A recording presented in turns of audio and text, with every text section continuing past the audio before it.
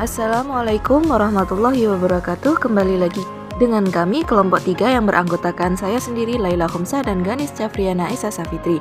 Nah, di sini kami akan membawakan materi tentang penulisan pesan-pesan persuasif dan dasar-dasar korespondensi bisnis. Topik pembahasan yang akan kami bahas yaitu yang tercantum pada slide berikut. Untuk materi yang pertama yaitu perencanaan pesan-pesan persuasif akan disampaikan oleh saya sendiri. Perencanaan pesan-pesan persuasif. Di sini persuasif merupakan suatu usaha mengubah sikap, kepercayaan atau tindakan audiens untuk mencapai suatu tujuan. Secara sederhana, persuasif yang efektif adalah kemampuan untuk menyampaikan suatu pesan dengan cara membuat audiens, pembaca atau pendengar merasa mempunyai pilihan dan membuat mereka setuju. Di dalam suatu organisasi, pesan-pesan persuasif dimaksudkan untuk menjual ide atau gagasan kepada orang lain, memberi saran agar prosedur operasional lebih efisien, mengumpulkan suatu dukungan untuk kegiatan tertentu, dan untuk meminta bantuan dana bagi pembiayaan suatu proyek tertentu. Untuk merencanakan pesan-pesan persuasif, hal yang perlu diperhatikan yang pertama yaitu analisis audiens. Nah, di sini kita akan menghubungkan suatu pesan itu dengan minat dan hasrat audiens. Yang kedua yaitu pertimbangan perbedaan budaya. Nah, di sini kita harus memahami perbedaan budaya agar dapat membantu dalam memuaskan kebutuhan audiens. Yang ketiga yaitu memilih pendekatan organisasi. Nah, di sini kita harus menggunakan pendekatan tak langsung ataupun pendekatan langsung dalam menyampaikan pesan-pesan persuasif. Nah, di sini jika audiens objektif atau jika tahu bahwa mereka lebih suka mendengar pesan-pesan disampaikan secara segera, pendekatan organisasional lah yang tepat adalah pendekatan langsung. Untuk yang selanjutnya yaitu mengembangkan pesan-pesan persuasif. Pertama, menetapkan kredibilitas yaitu melalui fakta atau bukti objektif berupa dokumen, statistik, jaminan, dan hasil riset. Kedua yaitu kerangka argumentasi. Ketika sudah mengumpulkan fakta, bukti, dan temuan lainnya, kita harus membuat kerangka argumentasi. Kebanyakan pesan-pesan persuasif itu mengikuti rencana organisasional AIDA yaitu Attention, Interest, Desire, and Attraction. Yang ketiga, memilih data pemikat. Kebanyakan pesan-pesan persuasif menggunakan daya pemikat dengan logika dan daya pemikat yang emosional untuk melakukan persuasi audiens. Yang selanjutnya yaitu menulis permintaan persuasif. Yang pertama, permintaan persuasif untuk tindakan. Nah, di sini pada kalimat pembuka mulailah dengan kalimat yang mampu mengundang perhatian pembaca. Selanjutnya pada bagian pertengahan, gunakan kalimat yang mampu menarik minat dan harapan pembaca. Akhiri tulisan Anda dengan suatu permintaan atau permohonan tindakan spesifik. Yang kedua yaitu permintaan dan pengaduan persuasif untuk penyesuaian.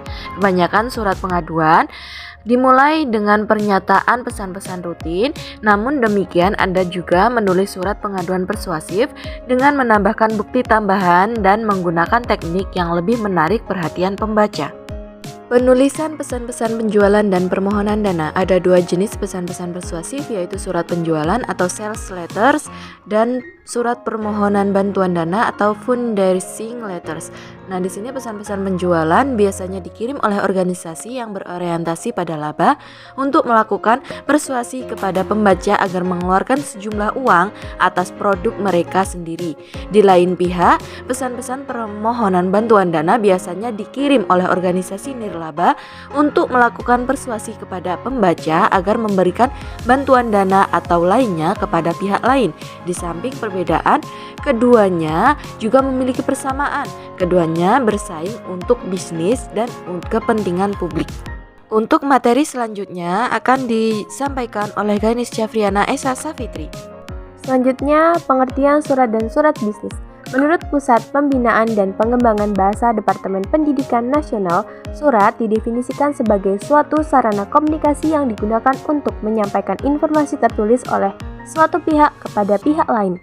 Secara umum, definisi dan pengertian surat bisnis adalah surat yang digunakan oleh seseorang, lembaga organisasi, atau institut yang menyampaikan pesan-pesan bisnis secara tertulis kepada pihak lain dengan menggunakan media tertentu, baik itu berupa pengiriman surat via pos, fax, mail, telepon, ataupun lewat jalur internet.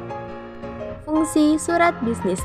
Selain sebagai sarana komunikasi, surat bisnis memiliki berbagai fungsi. Yang pertama, surat bisnis berfungsi sebagai wakil atau duta bagi pengiriman surat. Kedua, alat untuk menyimpan pemberitahuan, permintaan atau permohonan, buah pikir atau gagasan yang berkaitan dengan masalah-masalah bisnis. Ketiga, alat bukti tertulis atau dokumen tertulis, misalnya surat perjanjian jual beli, surat perintah kerja, surat kerjasama, dan lain-lain.